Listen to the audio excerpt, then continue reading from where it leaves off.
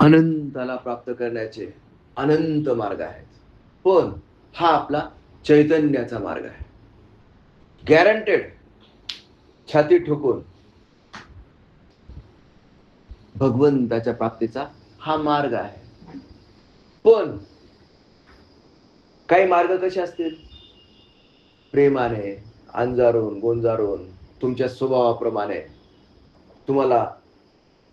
तुम्हाला जसं आवडेल त्या पद्धतीने, तुमच्या एखाद्या लहान बाळाला कसं छानपणे एकदम नर्चर करतात आणि मग त्याला त्याच्या मनाप्रमाणे, त्याच्या कलाप्रमाणे घेऊन जात जात जात जात शेवटी आत्मदर्शन म्हणजे भगवंताची प्राप्ती घडवून देतात. पण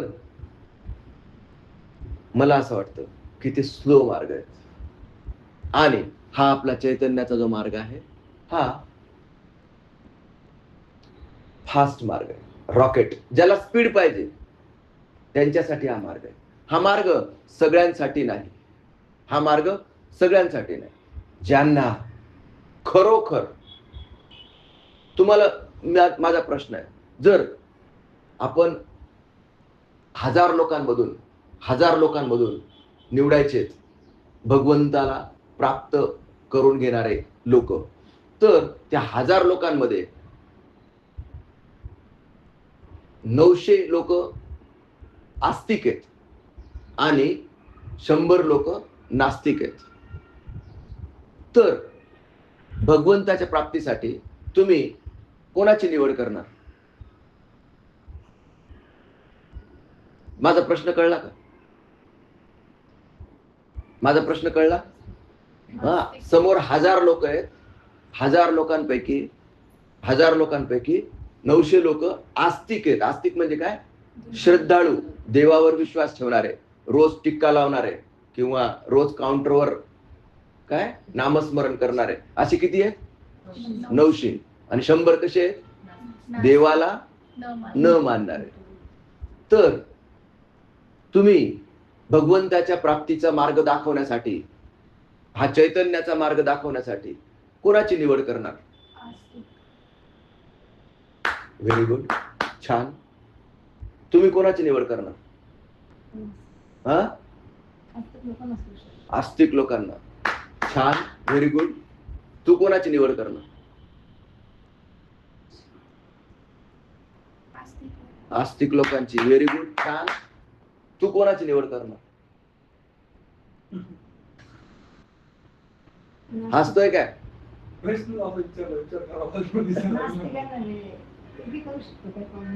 निवड कोणाची करणार तुम्ही मला ते सांगा. आणि लगेच माझा पुढचा प्रश्न राहील, का आस्तिक आणि नास्तिक ना? मग मी नास्तिकच करेन सर. नास्तिकांचंच कराल? यांनी चेंज केलाय बरं का उत्तर. ओके, ठीक आहे, इट्स ओके. अभिनंदन, 2 वेळा अभिनंदन तुमचं.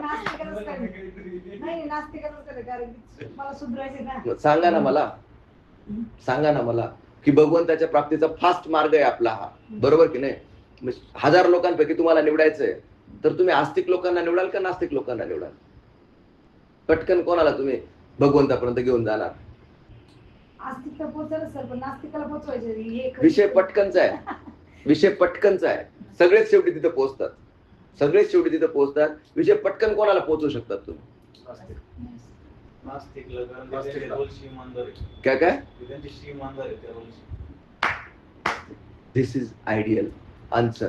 कारण हे जे 900 आहेत ना, हे दिसायला वरून आस्तिक आहेत, पण वर टिक्का लावतील, अजून काय काय काय काय नाटकं करतील, मंदिरात जातील, नारळ फोडतील, नवस करतील, पण स्वतःच्या मनाशी तेवढे प्रामाणिक राहतील ज्याची गॅरंटी नाही. त्यांचा प्रामाणिकपणा जो असतो ना, एकदम निष्ठाळ असतो. एकदम निष्ठाळ असू शकतो, सगळ्यांना मी म्हणत नाहीये, पण हे 900 पेक्षा ते 100 बरे. निदान ते म्हणतात तरी छाती ठोकून, आम्ही देव बघितला नाही, आमचा देवावर विश्वास नाही. Very good. आणि मग हा आपला चैतन्याचा जो मार्ग आहे ना, हा कॉन्फिडंट टाकतो एक नास्तिकांच्या, आणि हा बघ तुझ्यातच देव, असं सांगतो. विषय लक्षात आला की नाही? हा जो आपला चैतन्याचा मार्ग आहे, हा अंजारून गोंजारून गोड बोलून देव दाखवण्याचा मार्ग नाही. हा थोबाडीत देऊन, हा बघ हा देव तुझ्यातच आहे, हा दाखवणारा मार्ग आहे. नीट समजून घेतला पाहिजे. नीट समजून घेतलं पाहिजे. आस्तिकता आणि नास्तिकता काय आहे. आज आज आपल्या हिंदू धर्मामध्ये किंवा आपल्या भारत देशामध्ये आस्तिक लोकच तुम्हाला जास्त दिसतील. नास्तिक रेअरली एखादा सापडेल. नाही बाबा माझा देवावर विश्वास नाही असा छाती टोकून म्हणणारा तुम्हाला रेअरली सापडेल. हा नाही नाही मी देवाला घाबरतो, नाही नाही बाबा देवाचं आहे ते, तिथं हात नको लावू, नको बाबा तिकडे नको जाऊ, त्या देवाला नारळ फोडलं ना पोट दुखतं बरं. असेच तुम्हाला जास्त सापडतील. असेच तुम्हाला जास्त सापडतील. 900 लोक असेच आहेत. 100 लोक कसे आहेत, नाही मी छाती टोकून सांगतो मी देवाला बघितलं नाही. या 900 लोकांनी देवाला बघितलं असतं कधी नाही. कोणीतरी त्यांना सांगतं, कोणीतरी सांगतं आणि त्याच्यावरच ते विश्वास ठेवतात. आणि इथूनच अंधश्रद्धा जन्म घेते. इथंच अंधश्रद्धा जन्म घेते. आणि हा जो आपला चैतन्याचा मार्ग आहे हा अंधश्रद्धेचं तीव्र खंडन करतो. बाप दाखव नाही तर श्राद्ध घाल. विनाकारण येडं बनवायचं नाही. विनाकारण येडं बनवायचं नाही. स्वतःला सुद्धा येडं बनवायचं नाही. आणि हे जे 900 लोक असतात ना हे स्वतःला येडं बनवतात. हे स्वतःला येडं बनवतात. काय की दारू पिणं वाईट असतं, बरोबर, पण सरांच्या समोर दारू पिणं वाईट असतं. सरांपासून दूर गेलो जर सर बघणार नसतील तर चालतं. याला काय म्हणायचं, याला काय म्हणायचं. ह्या आस्तिकतेचं, ही अशी जर आस्तिकता असेल तर मी ह्या आस्तिकतेचं तीव्र खंडन करतो. समजून घ्या मला काय म्हणायचंय. मी जे उदाहरण देतोय कुणाला दुखवण्याकरता नाही, मी जागृत करण्याचा प्रयत्न करतोय. जागृत करण्याचा प्रयत्न करतोय. आणि तुम्ही तुमच्या अंतरात्म्याला जागृत करा. हा ठीक आहे उन्हाळ्यात चुकाळ करतच राहतात तुम्ही दिवसभर, या बोटावरचं त्या बोटावर करतच राहतात दिवसभर, पण निदान या 24 तासातले 24 मिनिटं स्वतःच्या अंतरात्म्याला साक्ष ठेवून स्वतःशी इमानदार राहण्याचा प्रयत्न करायचा. आणि जे पटतंय, जे समजतंय ते स्वीकारायचं. जे पटत नाही, जे समजत नाही ते सोडून द्यायचं. विषय समजला की नाही. कारण हा रस्ता सगळ्यांसाठी नाही. मला दिल्लीला जायचंय, काय ना बरं वाटतं बैलगाड्यात बरं हो आपलं आपल्याला पण पायाने चालायचं टेन्शन नाही. आणि कुठे मला घाई आहे, पोहोचल ना मी. महिना लागू दे ना, महिना लागू दे, मला काही घाई नाहीये. बैलगाडीने जाणार, काय नाही मस्तपैकी कुठेही बैल सोडून द्यायचे, कुठेही जंगलात ते चरून येतात. मी तोपर्यंत माझी भाकरी चपाती खाऊन घेतो, मस्तपैकी गाड्या बैलमध्ये झोपायचं आणि निवांत जायचं. काय अडचण नाही. या महिन्यात नाही तर पुढच्या महिन्यात, पुढच्या महिन्यात नाही तर त्याच्या पुढच्या जन्मात, या जन्मात नाही तर पुढच्या जन्मात कधीतरी पोहोचूनच जाऊ. पण ज्यांना याची देही याची डोळा, याची देही याची डोळा भगवंताची प्राप्ती करायची आहे त्यांच्यासाठी हा मार्ग आहे. येड्या गबाळांचं काम नाहीये. इथं पाहिजे जातीचे, इथे पाहिजे जातीचे. स्वतःच्या सगळ्यात पहिले तर स्वतःच्या मनाशी प्रामाणिक राहावं लागतं. स्वतःचा सीसीटीव्ही स्वतःमध्येच इन्स्टॉल करायला लागतो. आणि आपण काय करतो, माळ घातली, तुळशीची माळ घातली, वारीमध्ये गेलो आणि माळ घालून वारी संपली, घरी गेलो आणि घरी गेल्यानंतर मित्र म्हणे अरे अरे काय तू माळ घालून आला, तिकडे जाऊन पंढरपूरला जाऊन काय देवाच्या नादी लागला. चल तुला आठवत नाही का त्या ढाब्यावर बोलायचं कसं मिळतं. अरे नाही रे मी माळ घातलीये.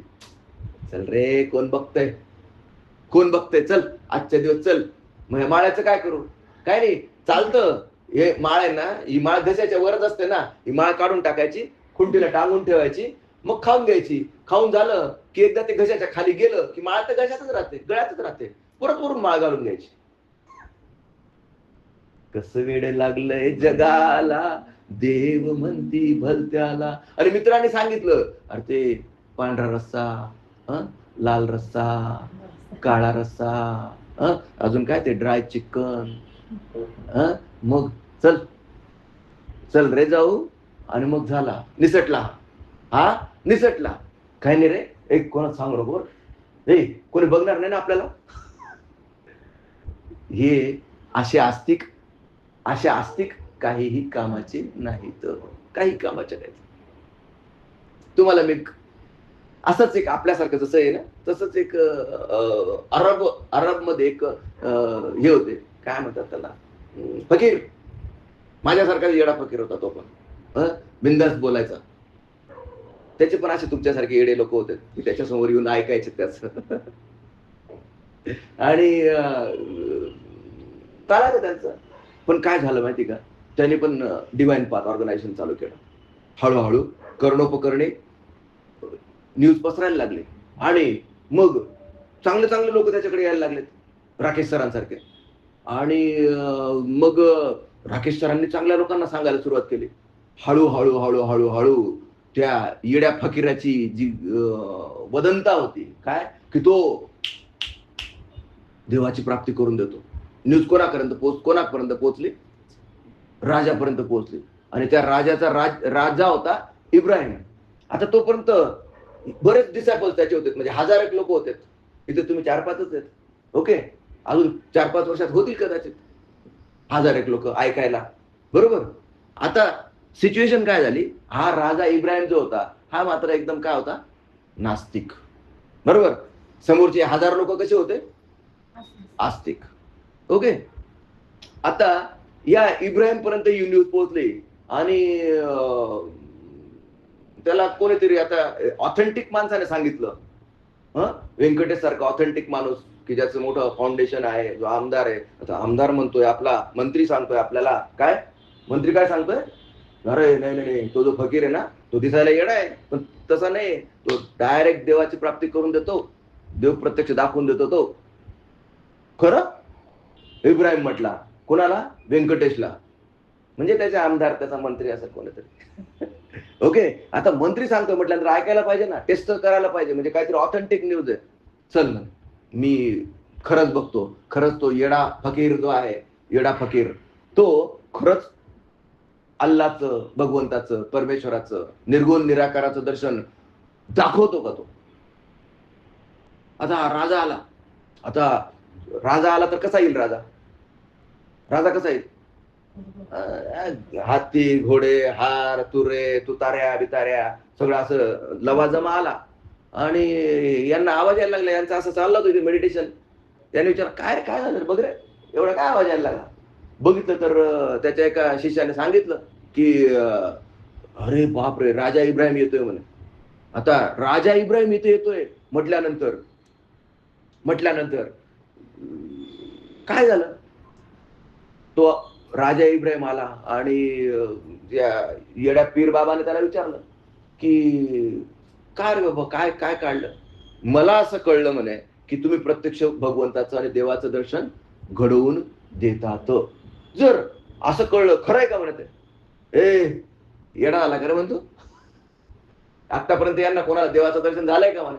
सगळं म्हणे नाही नाही, घडवून तर देतात, पण अजून मला काही झालं नाही, अजून मला काही झालं नाही. मग तुला काय वाटतं म्हणे, तुला कोणी सांगितलं? अमुक अमुक मंत्र्याने, माझ्या मंत्र्याने सांगितलं की प्रत्यक्ष मी देवाचं दर्शन करून जातो. त्याला झालंय का म्हणे, त्याला बोलवा. नाही, पण मला पूर्ण गॅरंटी आहे की तुम्ही, आणि सगळे समोरचे जे लोक होते ना, 1000 लोक बसलेले, ते पण म्हणायला लागले नाही नाही नाही नाही, तुम्ही जे सांगतात ते आम्हाला 100% पटतं, ते खरंच आहे, आणि तुम्ही भगवंताचं दर्शन आम्हाला करूनच देऊ शकतात, आमचा तुमच्यावर ठाम विश्वास आहे. राजा म्हणे, आता 5 तिथे परमेश्वर, एवढे सगळे लोक सांगतात म्हणजे 100% तुम्ही दाखवून देऊ शकता. ते पण म्हटलेत हो, मी दाखवून देऊ शकतो, मी दाखवून देऊ शकतो. पण मग या 1000 लोकांना अजून का नाही झाला? होऊ शकतं. इब्राहिम म्हटला, मला दाखवणार का? हो, 100% दाखवून देत. बरोबर. मग मला दाखवाच, पण कॉन्ट्रॅक्ट साईन करायला लागतं म्हणे. काय कॉन्ट्रॅक्ट साईन करायला लागतं? जे मी सांगतोय, जे मी बोलतोय ते करायला लागेल, ते मी करायला लागेल. म्हणे हो करतो की, 100% करतो. ओके ठीक आहे, चल सगळे कपडे काढ, हे माझे चप्पल घे म्हणे, आणि डोक्याला असं मारत मारत मारत सगळ्या गावात फिरून यायचं म्हणे. कुणाला सांगितलं? राजाला सांगितलं. सगळे कपडे काढ, हे माझे चप्पल अशी फेकली, ही चप्पल घ्यायची, जोडा म्हणायचे त्याला, जोडा असं डोक्यावर मारायचं म्हणे, आणि पूर्ण तुझं राजधानीत फिरून ये म्हणे. आता जशी ऑर्डर आली तशी 1000 लोक हसायला लागले, फिरी हसायला. How is it possible? आणि इब्राहिमने हळूहळू सगळे कपडे काढले, पूर्ण नग्न झाला, ती चप्पल घेतली, डोक्याला मारत मारत मारत मारत परत रिटर्न आला. विषय लक्षात आला का तुमचा?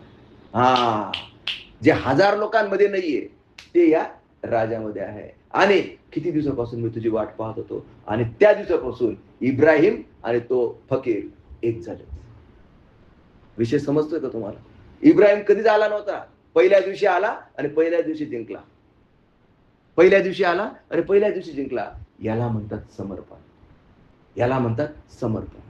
त्याला भगवंताच्या प्राप्तीची किती तळमळ होती, या 1000 लोकांना नव्हती.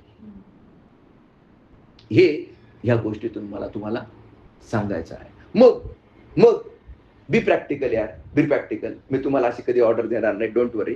पण पण भारतात कोणी सोमवारी मंदिरात जात असेल, तिकडे कोणी रविवारी चर्चमध्ये जात असेल, फरक काय पडतो? फरक काय पडतो? कोणी शुक्रवारी मस्जिदीत जात असेल, त्याच्याने फरक पडत नाहीये. तुम्ही मंदिरात जातात का, गुरुद्वारात जातात का, तुम्ही चर्चमध्ये जातात, दॅट डझंट मॅटर. कारण खरं अध्यात्म काय सांगतं? काया ही पंढरी, आत्मा पांडुरंग, मै देह नाही नश्वर नासी, मै अलख निरंजन अविनाशी. आणि म्हणून तुमची ताकद पाहिजे, तुमची तयारी पाहिजे स्वतःच्या आत उतरण्याची. आणि तुम्हाला सांगतो 99.99% लोकांची ही तयारी नसते. म्हणून काल जे आले होते ते आज आलेत का रे परत? का बरं नाही आले? त्यांचे टेस्टिमोनियल घेतले का तू? बरं, काय म्हटले ते टेस्टिमोनियल मध्ये? चांगलंय.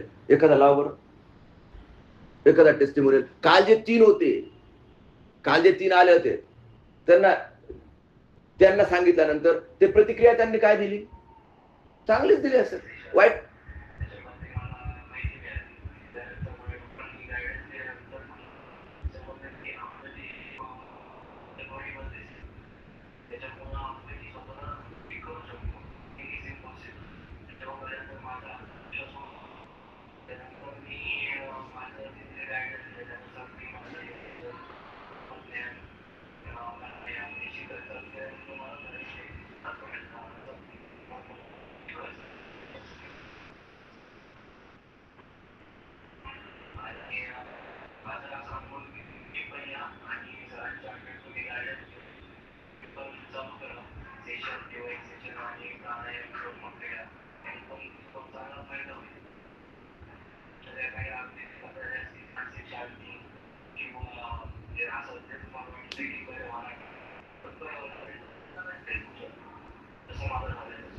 हे बघा, हे येडकच खोटं बोलतोय.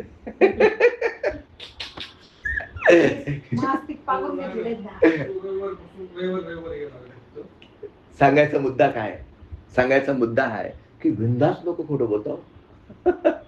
आणि जर तुला एवढा ट्रान्सफॉर्मेशन, एवढं तू जर तोंडाने बोलून राहिला, तर मग यायचं ना रोज. बरोबर की नाही? जाऊ द्या, मला सांगायचं काय ते खूप मेसेज घ्या. मी त्याला पण दोष देत नाही व्यंकटेश, मी त्याला पण वाईट म्हणत नाही. इथं कोणीही चांगलं किंवा वाईट नाही. इथं जो प्रामाणिक प्रयत्न करेल तोच प्राप्त करेल. जेवढी भक्ती तेवढीच प्राप्ती. दाखवण्यासाठी काहीच करू नका. जो है वो है भाई, जो है जैसा है वैसा है. आणि हा प्रामाणिकपणा साधकाजवळ असेल तरच ते या चैतन्याच्या मार्गावर चालण्यासाठी लायक आहेत. जे छक्के पंजे करतायत, 19-20 करतायत, जे मंदिरात गेल्यानंतर पण दुकानात गेल्यासारखे वागतायत, 4 आणे टाकतात आणि लगेच म्हणतात, देवा मला पास कर नीटची परीक्षा, देवा मला नोकरी लागू दे, देवा मला पोरग होत नाही, पोरग होऊ दे.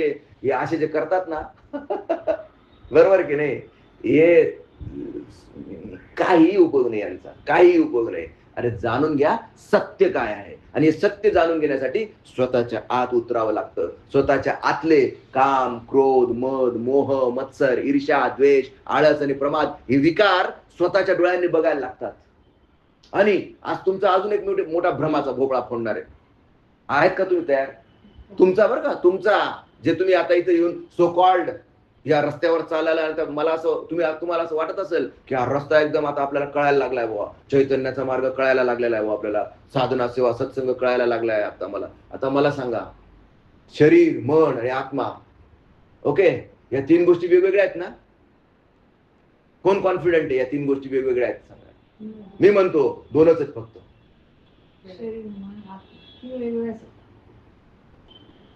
तिन्ही वेगवेगळ्या आहेत. अभिनंदन, व्हेरी गुड. मी काय म्हणतोय दोनच आहेत. कोण आहे माझ्याशी सहमत? मला माहिती आहे सगळे फेल होणार. अर्थात तुम्हाला फेल करणं हा माझा उद्देश नाहीये. मला हे चेक करायचंय कोण हे सिद्ध करतं की या 3 नाही 2च आहेत. 3 गोष्टी व्यंकटेश. बाकीचे जाऊ दे, बाकीचे न्यू कमर्स आहेत. तू 4 वर्षापासून माझ्यासोबत आहेस आणि 4 वर्षापासून ऐकतोयस तू मै देह नाही नश्वरणासे मै अलख निरंजन अविनाशी. आणि मग शरीर मन आणि आत्मा. म्हणजे मी सारखं उदाहरण देतो, हार्डवेअर सॉफ्टवेअर आणि बॅटरी. काय शरीर नाहीये, शरीर काय कसं ते हे होऊन जातं ना, त्याची जी आत्मा अमर आहे आणि मन पण अमर आहे ना. हो गई ना गुगली. मग तसं विचार केला तर तसं ना शरीर. मला फक्त सांगा मी काय म्हणतोय, 2च गोष्टी आहेत, 3 नाही. हा ना मग आता कसं जो अनुभवी माणूस आहे ज्याने मला ऐकलेलं आहे बरोबर, तो या प्रश्नाचं उत्तर देईल. आणि मी उत्तर पण सांगितलंय 3 नाही 2च आहेत. Just prove how. शरीर आणि आत्मा आहे, 2च गोष्टी आहेत. बरोबर, उत्तर बरोबर आहे. प्रूव्ह, सिद्ध करा. शरीर नश्वर आहे आणि आत्मा. आणि मग मनाचं काय करायचं? सर असं म्हणतात, मन तर सायंटिस्टला पण नाही भेटलेलं. अरे पण ते असतं ना, तुमच्या मनात आता विचार चालू आहेत, अरे काय काय होईल माझं, मी बरोबर आहे का चुकीचं आहे, बरोबर आहे नाही करता काय उत्तर दिलं पाहिजे, बुद्धी गाईड करते. त्या मनाचं काय तुम्ही सांगा. मन आहे चंचल सर, आत्मा. हा प्रश्न फापड पसारत जायचं नाही. शरीर मन आणि आत्मा 3 गोष्टी आहेत की नाही? रोज मीच सांगतोय तुम्हाला 3 गोष्टी आहेत असं, मीच सांगतोय. आणि आज मीच सांगतोय की 3 नाही 2च आहेत. मन आणि आत्मा. हे शरीर तर दिसतंय तुमचं, याच काय करायचं? विंकी तुझ्याकडनं अपेक्षा आहे भाऊ मला. तिरमन मी सांगतो.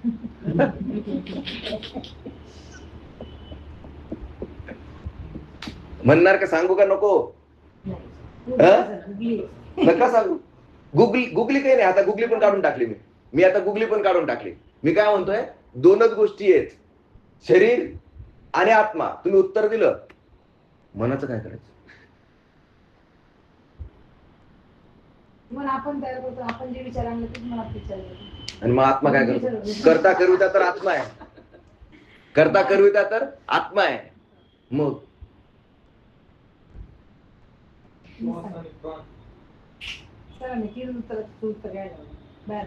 हे बघा मी तुम्हाला सांगतो, जस्ट सी.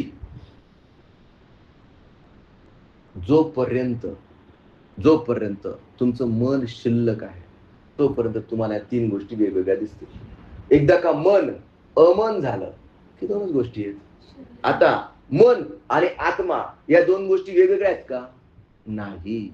मन आणि आत्मा एकच आहे. मन आणि आत्मा एकच आहे. 2 वेगवेगळ्या गोष्टी दिसत नाहीच आहेत. मन पण दिसत नाही, आत्मा पण दिसत नाही. बरोबर. मन आणि आत्मा हे एकच आहे. सिद्ध कसं कराल? हे बघा, आरसा आहे समोर. आरशावर भरपूर धूळ जमा झालेली. तुम्ही चेहरा बघायला गेलात, दिसतंय का काही? काहीच दिसत नाही. बरोबर. ही झाली अज्ञानाची अवस्था. ओके. समोर धुळकटलेला आरसा हे झालं मन. आणि त्याच्या मागे जो स्वच्छ आरसा आहे, त्या धुळीच्या मागे काय? स्वच्छ आरसा आहे. धूळ साफ केली की मागे काय? स्वच्छ आरसा आहे. आणि तिथं कोण दिसतोय? मीच दिसतोय. मग गोष्टी 3 झाल्यात की 2? विषय समजला की नाही? मन काय आहे? मन फक्त धुळकटलेला आत्मा आहे. मग कशाची धूळ